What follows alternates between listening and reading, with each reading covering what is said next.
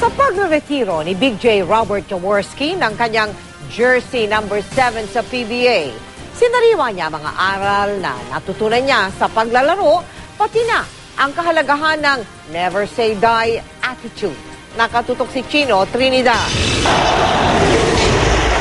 Isang emosyonal na living legend ng Philippine basketball ang buong karangalan tumanggap ng parangal na iginawad sa kanya ng mga dating nakasama sa hardcourt.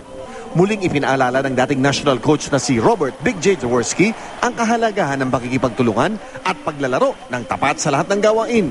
Lahat po tayo ay pare-pareho at mayroong purpose ayon sa ating Panginoon. Yung mga 2-on-2, 3-3, 4-4, 1-on-1, ang unang sinasabi niyan, kabarangay, honest din tayo, ha? Di mo ba tama ako? Mahirap po yun, di ba?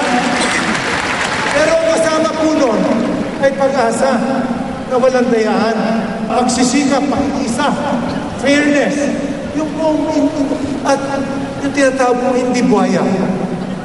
Di po ba? Ganon din po sa bahay eh. Di po ba tama? Sa basketball at sa buhay, kanya-kanya. Sa bahay hindi pwede, nag-iintay ka lang na maluto ang pagkain. Sa basketball, ganun din. Hoy, magsama-sama tayo. This is you. That is you. Matapos pasalamatan ng lahat na naging bahagi ng kanyang tagumpay, sadyang iniwan ni Jaworski ang pinakamahalagang bahagi ng kanyang mensahe. While we must live by the adage that one must always be humble in victory and gracious in defeat, pakinggan niyo po ito. Defeat or failure must be made temporary. Kahit na po barbero ka, kahit mekaniko ka, o kahit ano ka pa man. Once again, you have to dare to fail, but commit to reaching the goal. And sooner or later, you will make it. Yan po ang tinatawag na never say die. Never. Nag-umapaw ang pagpupugay lalo na mula sa mga naging kakampi ni Big J na nagkapangalan dahil na rin sa pagkakataong ipinagkaloob sa kanila ng kauna-unahang playing coach na nakapagdala ng titulo sa PBA noong 1986. An attitude of gratitude is what Jaworski always instilled in us, and we're all thankful that Jaworski gave us the opportunity to play for him. Pagkakasama ko siya, tsaka si Vince, siyempre, talagang all out. Bago tuluyang mamaalam sa kanyang kilalang koponan na hanggang ngayon ay kilala sa never say die attitude na itinuro ni Coach Sunny, tila ba ipinasa na niya ang korona sa mga kasalukuyang miyembro nito. Si Jaworski talaga nagdala dito ng never say die with this never team. Pinasa niya nga sa akin yung torch sa akin.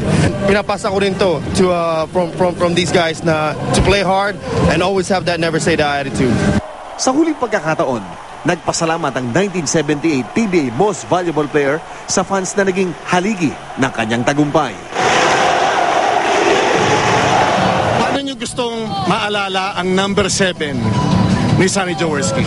Mahirap na pangunahan natin. Basta't ang sinasabi ko lang, basta't tama ang iyong gagawin. Ang puso ba na ituturo, Coach? Bakit na hindi? Nakita na natin. Sino ang tunay na nasa unang-unang listahan mo nang dapat pasalamatan dito sa ginawa na pagkakataon, binigay sa yung pagkakataon? Aba, wala na. Isa lang ang Diyos. Sa Kanya galing lahat yan. Chino Trinidad, Nakatutok, 24 Oras.